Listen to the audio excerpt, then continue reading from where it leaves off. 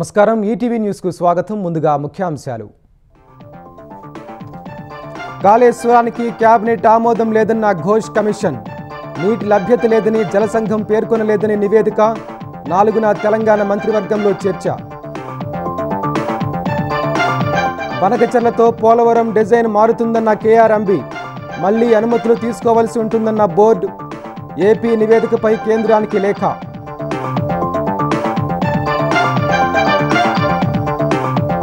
ఏపీలో నేడు అన్నదాత సుఖీభవ ప్రారంభం ప్రకాశం జిల్లా నుంచి శ్రీకారం చుట్టనున్న సీఎం దాదాపు 47 లక్షల మందికి లబ్ధి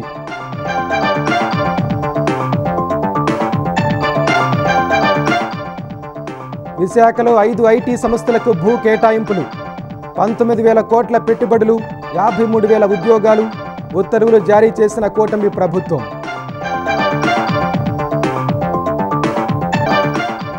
బీహార్లో తగ్గిన 65 లక్షల మంది ఓటర్లు ఓటరు జాబితా ముసాయిదా విడుదల సరైన పత్రాలు లేని వారినే తొలగించామన్న ఈసీ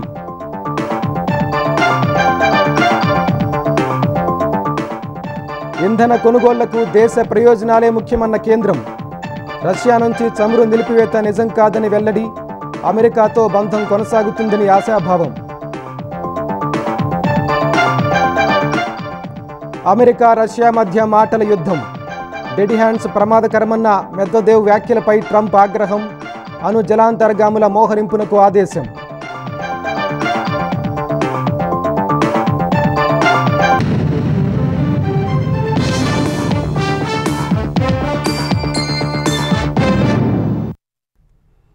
తెలంగాణలో తీవ్ర వివాదాస్పదంగా మారిన కాళేశ్వరం బ్యారేజీ నిర్మాణానికి సంబంధించి జస్టిస్ పిసి ఘోష్ కమిషన్ విచారణలో కీలక విషయాలు వెల్లడినట్లు సమాచారం ఆనకట్ల నిర్మాణానికి మంత్రివర్గం అనుమతి లేదని నివేదికలో పేర్కొన్నట్లు తెలిసింది ఈ నేపథ్యంలో ఈ నెల 4న తెలంగాణ కేబినెట్ సమావేశమై నివేదికపై చర్చించనుంది 700 పేజీల నివేదిక సారాంశాన్ని మంత్రివర్గానికి అందించేందుకు సీఎం రేవంత్ రెడ్డి త్రిసభ్య కమిటీని ఏర్పాటు చేశారు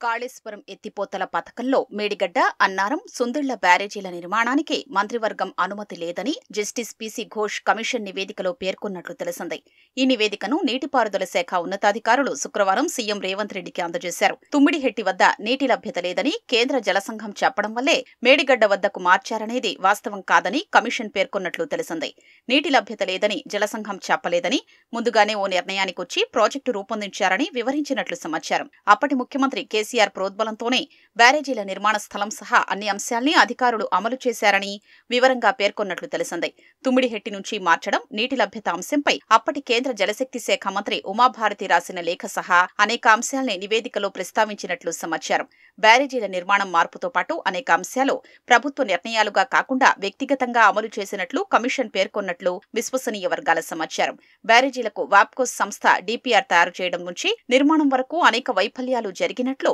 నివేదికలో పేర్కొన్నట్లు తెలిసింది బ్యారేజీల నిర్మాణం పూర్తయిన వెంటనే సమస్యలు గుర్తించినా బాగు చేయలేదని నిర్మాణం నాణ్యత తనిఖీ డిజైన్లు సహా అన్నింటిలో వైఫల్యాలు జరిగాయని ప్రతి సందర్భంలో ఉన్నత స్థాయి జోక్యముందని ఘోష్ కమిషన్ వివరించినట్లు సమాచారం సీఎం కార్యాలయం కార్యదర్శిగా ఉంటూ కాళేశ్వరం పనుల్ని పర్యవేక్షించిన స్మితా సబర్వాల్ ను కమిషన్ తప్పుపట్టినట్లు సమాచారం అప్పటి సీఎస్ సహా మరికొందరు ఐఏఎస్ అధికారుల పేర్లను కూడా కమిషన్ ప్రస్తావించినట్లు తెలిసింది సరైన ఇన్వెస్టిగేషన్స్ లేకుండానే బ్యారేజీల నిర్మాణ స్థలం ఎంపిక జరిగిందని డిజైన్ల విషయంలో ఇంజనీర్లు ఒత్తిళ్లకు లోనయ్యారని పేర్కొన్నట్లు సమాచారం ఈ విషయంలో నిర్మాణ సంస్థ ఎల్ఎన్టీని కూడా కమిషన్ తప్పుపట్టినట్లు తెలిసింది పని పూర్తయినట్లు ఇచ్చిన ధృవీకరణ పత్రం బ్యాంకు గ్యారంటీలు వెనక్కివ్వడం తదితర అంశాల్లో నిర్మాణ సంస్థతో పాటు అప్పటి ఈఎన్సీ మురళీధరను కమిషన్ తప్పుపట్టినట్లు తెలుస్తోంది కాళేశ్వరం ఈఎన్సీగా పనిచేసిన నల్లా వెంకటేశ్వర్లుపైన కమిషన్ తీవ్ర వ్యాఖ్యలు చేసినట్లు సమాచారం ఆర్థిక అంశాలపై కాగ్ నివేదికలు సహా బ్యారేజీలు దెబ్బతిండంపై విజిలెన్స్ ఎన్డీఎస్ఏ నివేదికల్లోని అంశాల్ని జస్టిస్ పిసి ఘోష్ ప్రస్తావించినట్లు తెలిసింది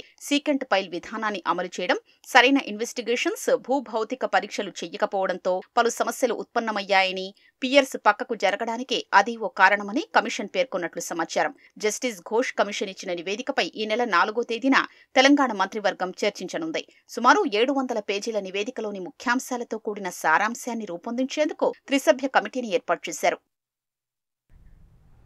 తెలంగాణ ప్రభుత్వం వచ్చే వారం రుణాల ద్వారా ఏకంగా 5,000 కోట్లు సమకూర్చుకోనుంది ఈ మేరకు ఆర్థిక శాఖ బాండ్లు జారీ చేసింది 2,000 కోట్ల విలువైన బాండ్లను 23 ఏళ్ల వ్యవధితో విడుదల చేశారు 1000 కోట్ల విలువైన బాండ్లను 19, 22, 24 ఏళ్ల గడువుతో జారీ చేశారు.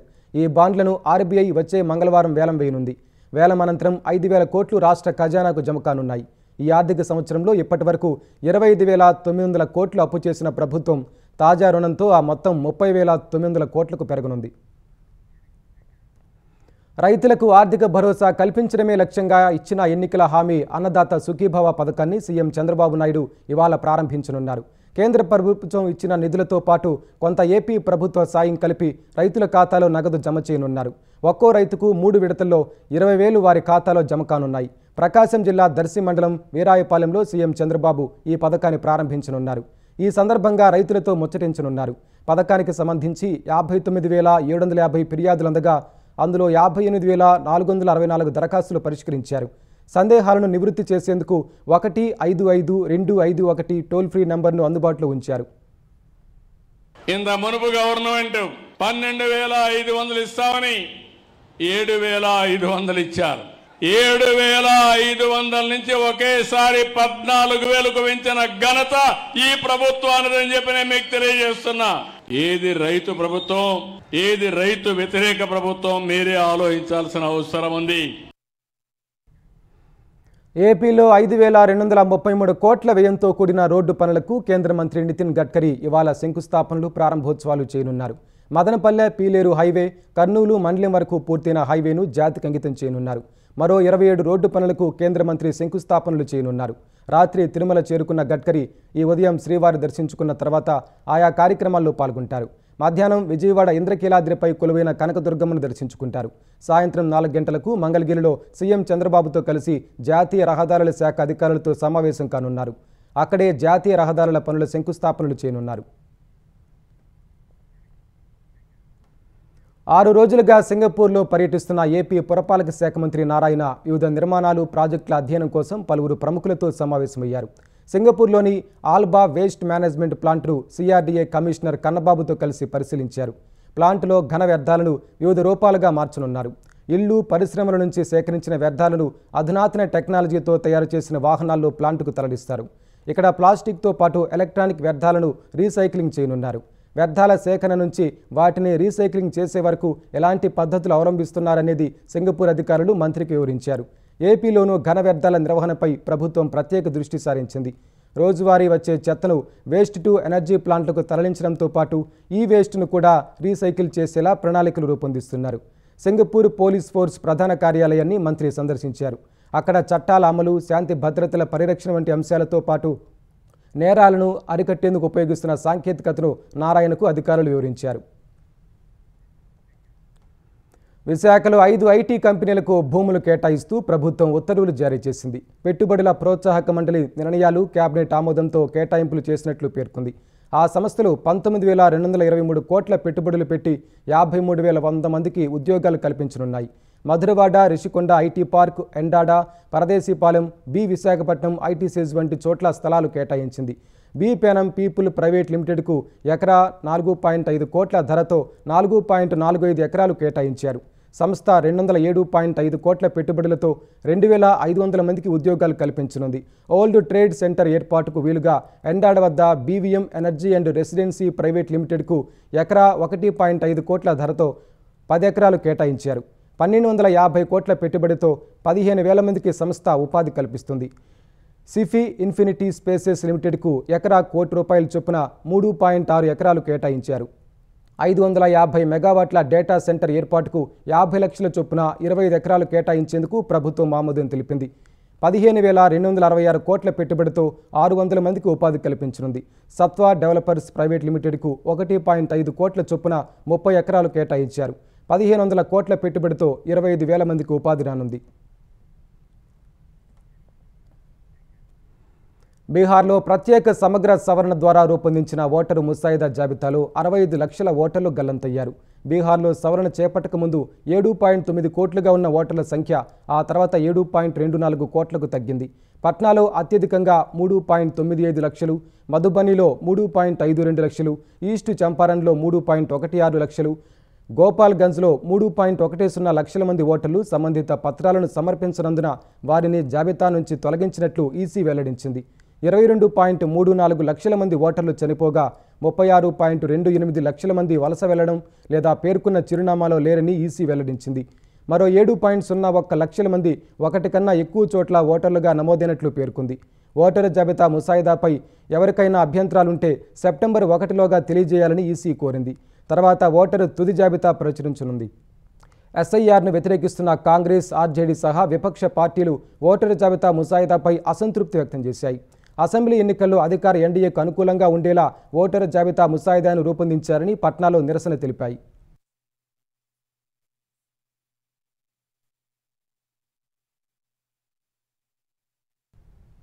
రష్యాతో చమురు కొనుగోళ్లు కొనసాగించడంపై ట్రంప్ చేసిన విమర్శలపై భారత్ స్పందించింది. తమ అవసరాల మేరకు మార్కెట్లో అందుబాటులో ఉన్న అవకాశాలు, అంతర్జాతీయ పరిస్థితులకు అనుగుణంగా నిర్ణయం జరుగుతుందని పేర్కొంది. మాస్కో నుంచి పలు దేశీయ కంపెనీలు ఇంధన కొనుగోలు నిలిపివేశాయన్న వార్తా కథనాలను కేంద్రం తోసిపుచ్చింది. డెడ్ ఎకానమీ అంటూ ట్రంప్ చేసిన వ్యాఖ్యలను భారత్ తేలికగా తీసుకుంది. ఇరు దేశాల భాగస్వామ్యం అనేక మార్పులు, సవాళ్లను ఎదుర్కొందన్న విదేశాంగ శాఖ అధికార ప్రతినిధి రణధీర్ జైస్వాల్ అందుకే ముఖ్యమైన అజెండాపై దృష్టి సారించామన్నారు. అమెరికాతో భాగస్వామ్యం కొనసాగుతుందని విశ్వసిస్తున్నట్లు రణధీర్ జైస్వాల్ వెల్లడించారు. అమెరికా విధించిన 25% సుంకాలపై ఎలాంటి భయం, ఒత్తిడి లేదని కేంద్రం స్పష్టం చేసింది. వికసిత్, ఆత్మనిర్భర్ భారత్ లక్ష్యాలతోనే అమెరికా చర్చలు కొనసాగుతాయని కేంద్ర వాణిజ్య శాఖ మంత్రి పీయూష్ గోయల్ తెలిపారు. ఈ నెల 25న అమెరికా బృందం చర్చల కోసం ఢిల్లీకి రానుందని చెప్పారు. ఒత్తిడి లేదా డెడ్లైన్తో భారత్ ఒప్పందాలు చేసుకోబోదని ఆయన తేల్చి చెప్పారు. జాతీయ ప్రయోజనాలకే ప్రాధాన్యం ఇస్తామని భారత్ ఇప్పటికే స్పష్టం చేసింది. రష్యా నుంచి చమురు కొనుగోలు చేసినందుకు ట్రంప్ 10% జరిమానా విధించినా తమకు ప్రయోజనాలు చేకూర్చేలా ఉత్తమ సరఫరాదారు నుంచే కొనుగోలు చేస్తామని భారత్ తేల్చి చెప్పింది. మరోవైపు ట్రంప్ 25% సుంకాల ప్రభావం దేశ ఆర్థిక వ్యవస్థపై నామమాత్రంగా ఉంటుందని ప్రభుత్వ వర్గాలు అంచనా వేశాయి. జీడీపీకి 0.2% నష్టం మించకపోవచ్చని పేర్కొన్నాయి. వ్యవసాయం, dairy, beef, meat, milk, GM దిగుమతులను అనుమతించబోమని భారత్ తెలిపింది. అందుకే ఒప్పందంపై తుది నిర్ణయానికి రావడంలో ఆలస్యం జరుగుతోంది. అమెరికా అధ్యక్షుడు డొనాల్డ్ ట్రంప్ దాదాపు 70 దేశాలపై ఉన్న సుంకాలను 10 నుంచి 41% వరకు పెంచుతూ కార్యనిర్వాహక ఉత్తర్వులపై సంతకాలు చేశారు. ఇందులో సిరియాపై అత్యధికంగా 41% సుంకాలు విధించగా పాకిస్తాన్ దిగుమతులపై 29%గా ఉన్న టారిఫ్లను 19%కి తగ్గించారు. కెనడా ఉత్పత్తులపై సుంకాన్ని 25% నుంచి 35%కి పెంచారు. మయన్మార్పై 40% సుంకాలు విధించారు. ఇరాక్పై 35%, స్విట్జర్లాండ్పై 39% టారిఫ్ విధించారు. బంగ్లాదేశ్, శ్రీలంక, వియత్నాం, తైవాన్పై 20% సుంకాలు విధించారు. ఆఫ్ఘనిస్తాన్, ఇజ్రాయిల్, న్యూజిలాండ్, దక్షిణ కొరియా, తుర్కియాపై 15% సుంకాలను విధించింది. ఇండోనేషియా, మలేషియా, థాయిలాండ్పై 19% సుంకాలను వేస్తూ ట్రంప్ ఉత్తర్వులు ఇచ్చారు. ఈ జాబితాలో లేని దేశాల దిగుమతులపై 10% సుంకం ఉంటుందని ట్రంప్ ఉత్తర్వుల్లో పేర్కొన్నారు.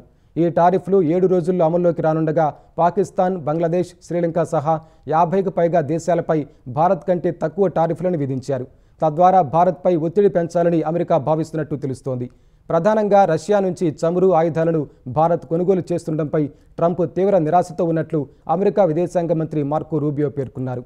భారత్ నుంచి వచ్చిన ధనాన్ని రష్యా ఉక్రెయిన్పై పోరులో ఉపయోగిస్తోందని ఆయన ఆరోపించారు. గోదావరి బనకచెర్ల అనుసంధాన ప్రాజెక్టు చేపడితే పోలవరానికి మళ్లీ సాంకేతిక సలహా మండలి అనుమతులు తీసుకోవాల్సి ఉంటుందని కృష్ణానది యాజమాన్య బోర్డు తెలిపింది. ప్రాజెక్టు స్వరూపం మారుతున్నందున పొరుగు రాష్ట్రాల అనుమతి కూడా అవసరమని సూచించింది. ప్రాజెక్టుకు సంబంధించి ఏపీ సమర్పించిన ప్రీ ఫీజబిలిటీ నివేదికపై కేంద్ర జల సంఘం సూచనల మేరకు కేఆర్ఎంబీ ఈ మేరకు స్పందించింది. ట్రైబ్యునల్ అవార్డు ప్రకారం కృష్ణానదికి మళ్లించే జలాల్లో ఆ బేసిన్లోని మిగతా రాష్ట్రాలకు వాటా ఇవ్వాల్సి ఉంటుందని పేర్కొంది. పోలవరం నుంచి కృష్ణా డెల్టాకు 80 టీఎంసీలు మళ్లించగా అందులో 45 టీఎంసీలు ఉమ్మడి ఏపీకి, 21 టీఎంసీలు కర్ణాటక, 14 టీఎంసీలు మహారాష్ట్రకు కేటాయించినట్లు తెలిపింది. ఆ 45 టీఎంసీలపై ఏపీ, తెలంగాణ మధ్య వివాదం కొనసాగుతోందని కేఆర్ఎంబీ వివరించింది. ప్రీ ఫీజబిలిటీ నివేదికలో ఏపీ ఆ అంశాలను ప్రస్తావించలేదని కృష్ణా బోర్డు తెలిపింది. బనకచెర్ల లింకుపై ముందుకు వెళ్లాలంటే ఈ అంశాలన్నింటిపై దృష్టి సారించాల్సి ఉంటుందని కృష్ణానది యాజమాన్య బోర్డు స్పష్టం చేసింది. ఈ నెల 31న గడువు ముగియనున్న నేపథ్యంలో కొత్త బార్ విధానం రూపకల్పనపై చర్చించేందుకు మంత్రుల బృందం సమావేశమైంది. లైసెన్సు జారీ పద్ధతులు, వార్షిక ఫీజు, బార్ టు జనాభా నిష్పత్తిని వివరిస్తూ ఎక్సైజ్ శాఖ డైరెక్టర్ నిశాంత్ కుమార్ ప్రజెంటేషన్ ఇచ్చారు. ప్రస్తుతం 840 స్టాండ్ అలోన్ బారులు, 50 స్టార్ హోటళ్లు, మైక్రో బ్రెవరీలు పనిచేస్తున్నాయని వివరించారు. తెలంగాణ, కర్ణాటక, తమిళనాడుతో పాటు మహారాష్ట్ర, ఉత్తరప్రదేశ్, రాజస్థాన్, కేరళ సహా ఇతర రాష్ట్రాలు అనుసరిస్తున్న విధానాలను విశ్లేషించారు. కొత్త విధానం ద్వారా పర్యాటక సంబంధిత అవకాశాలను బలోపేతం చేసే ఇన్పుట్లను చేర్చడానికి పర్యాటక శాఖతో సంప్రదించాలని మంత్రి సత్యకుమార్ సూచించారు. రాష్ట్ర వ్యాప్తంగా విస్తరిస్తున్న పారిశ్రామిక కారిడార్ల దృష్ట్యా బార్ల తరలింపు అవసరాన్ని మంత్రి గొట్టిపాటి రవికుమార్ గుర్తు చేశారు. ఆంధ్రప్రదేశ్లో మెగా డిఎస్సి ఫైనల్ కీ విడుదలైంది. పాఠశాల విద్యాశాఖ వెబ్సైట్లో ఫైనల్ కీని అందుబాటులో ఉంచినట్లు కన్వీనర్ ఎంవి కృష్ణారెడ్డి తెలిపారు. ప్రాథమిక కీ విడుదల తర్వాత అభ్యర్థుల నుంచి వచ్చిన అభ్యంతరాలను నిపుణుల బృందం క్షుణ్ణంగా పరిశీలించింది. తుది కీ రూపొందించినట్లు తెలిపారు. ఫైనల్ కీపై ఎలాంటి అభ్యంతరాలు స్వీకరించడం లేదని కన్వీనర్ కృష్ణారెడ్డి చెప్పారు. కూటమి ప్రభుత్వం అధికారంలోకి వచ్చాక 16,347 పోస్టుల భర్తీపై మెగా డిఎస్సి నోటిఫికేషన్ విడుదల చేసింది. 3,36,307 మంది అభ్యర్థులు దరఖాస్తు చేసుకోగా ఈ ఏడాది జూన్ 6 నుంచి జూలై 2 వరకు పరీక్షలు నిర్వహించారు. ఏపీతో పాటు తెలంగాణ, కర్ణాటక, తమిళనాడు, ఒడిశాల్లో కేంద్రాలు ఏర్పాటు చేసి 2 సెషన్లలో పరీక్షలను విజయవంతంగా ముగించారు. గోదావరి వరద గణనీయంగా తగ్గినప్పటికీ కోనసీమ ప్రాంతంలోని లంక గ్రామాల ప్రజలకు రేవులు దాటడం తప్పడం లేదు. ధవళేశ్వరం బ్యారేజీ నుంచి 3,70,000 క్యూసెక్ల నీటిని సముద్రంలో వదిలారు. 5 రోజుల క్రితం బ్యారేజీ నుంచి సముద్రంలోకి 5,30,000 క్యూసెక్ల నీటిని విడుదల చేశారు. 5 రోజులతో పోలిస్తే ఇప్పుడు వరద ప్రవాహం బాగా తగ్గింది. అయినప్పటికీ కోనసీమ ప్రాంతంలోని బూరుగులంక, అరిగెలవారిపేటతో పాటు చుట్టుపక్కల ఉన్న లంక గ్రామాల ప్రజలు మరపడవల్లో రాకపోకలు సాగిస్తున్నారు. వ్యవసాయ కూలీలు రేవులు దాటి పనులకు వెళ్తున్నారు. స్థానిక ఎన్నికల్లో బీఆర్ఎస్కు గుణపాఠం చెప్పాలని జనహిత పాదయాత్రలో కాంగ్రెస్ నేతలు ప్రజలను కోరారు. కాంగ్రెస్ చేపట్టిన జనహిత పాదయాత్ర 2వ రోజు సంగారెడ్డి జిల్లా సంగుపేట నుంచి భారీ జనసందోహం మధ్య సాగింది. ఏఐసీసీ ఇన్ఛార్జి మీనాక్షి నటరాజన్ సహా పార్టీ నేతలకు హస్తం శ్రేణులు స్వాగతం పలికాయి. పార్టీ జెండాను ఆవిష్కరించిన తర్వాత మీనాక్షి నటరాజన్ పాదయాత్ర ప్రారంభించారు. దాదాపు 6 కిలోమీటర్లు ఆమె, ఇతర నేతలు, కార్యకర్తలతో కలిసి పాదయాత్ర చేశారు. జోగిపేటలోని పార్టీ కార్యాలయంలో ఏర్పాటు చేసిన భారత్ జోడో యాత్ర ఫోటో ఎగ్జిబిషన్ను కాంగ్రెస్ నేతలు తిలకించారు. కామారెడ్డి డిక్లరేషన్ను తాము అమలు చేస్తే సంబంధం లేని వారు సంబరాలు చేసుకుంటున్నారని టీపీసీసీ అధ్యక్షుడు మహేష్ కుమార్ గౌడ్ ఎద్దేవా చేశారు. 2 సంవత్సరాలుగా కామారెడ్డి డిక్లరేషన్ ఇవ్వాలటి వరకు కష్టపడి 42% రిజర్వేషన్ ఇస్తే ఆవిడ గారు రంగులు పూసుకుంటున్నారు. అసలు ఆవిడకి ఏం సంబంధము? రిజర్వేషన్ ఏం సంబంధం ఆమెకి? 42% రిజర్వేషన్ మనం ప్రయత్నము చేస్తున్నప్పుడు ఆమె ఎక్కడుంది? కవిత గారు ఎక్కడున్నారు? జైల్లో ఉన్నారు. ఆవిడట మనము 42% రిజర్వేషన్ ఇస్తే ఆమె రంగులు పూసుకుంటుంది. రంగు కూడా మారింది. కామారెడ్డి డిక్లరేషన్ను అమలు చేయాలని డిమాండ్ చేస్తూ బీజేపీ ఓబీసీ మోర్చా ఇవాళ హైదరాబాద్లో మహాధర్నా నిర్వహించనుంది. ఇందిరా పార్క్ ధర్నా చౌక్ వద్ద ఉదయం 11 గంటల నుంచి మధ్యాహ్నం 2 గంటల వరకు ఈ ఆందోళన కార్యక్రమం జరగనుంది. ఇందులో కేంద్ర మంత్రులు, బీజేపీ ఎంపీలు, ఎమ్మెల్యేలు, ఎమ్మెల్సీలు, పార్టీ పదాధికారులు పాల్గొంటారని కమలం నేతలు తెలిపారు. ఎన్నికల ప్రణాళికలో పేర్కొన్నట్లు బీసీలకు స్థానిక ఎన్నికల్లో 42% కోటాతో పాటు ఇతర హామీలు అమలు చేయాలని డిమాండ్ చేయనున్నారు. బీసీలను కాంగ్రెస్, బీఆర్ఎస్లు మోసం చేస్తున్నాయని మహాధర్నా వేదికగా ఆ పార్టీల వైఖరిని ఎండగట్టాలని కాషాయ పార్టీ భావిస్తోంది. తెలుగు సినిమాలకు 7 జాతీయ చలనచిత్ర అవార్డులు లభించడంపై తెలంగాణ సినిమాటోగ్రఫీ శాఖ మంత్రి కోమటిరెడ్డి వెంకటరెడ్డి హర్షం వ్యక్తం చేశారు. ఉత్తమ తెలుగు చిత్రంగా బాలకృష్ణ నటించిన భగవంత్ కేసరి ఎంపిక కావడం, తెలంగాణలోని పల్లె ఆప్యాయతను కళ్లకు కట్టినట్లు చూపిన బలగం సినిమా పాటల రచయిత కాసల శ్యామ్కు జాతీయ అవార్డు లభించడం అభినందనీయమని మంత్రి అన్నారు. బేబీ, హనుమ్యాన్ చిత్రాలకు 2 అవార్డులు, గాంధీ తాత చెట్టు సినిమాలో నటించిన సుకృతి వేణి ఉత్తమ బాలనటిగా ఎంపికవడం తెలుగు సినీ పరిశ్రమ ప్రతిభను చాటుతోందని మంత్రి తెలిపారు. రానున్న రోజుల్లో అంతర్జాతీయ స్థాయిలో తెలుగు సినీ రంగాన్ని నిలిపేందుకు ప్రభుత్వం కృషి చేస్తోందన్నారు.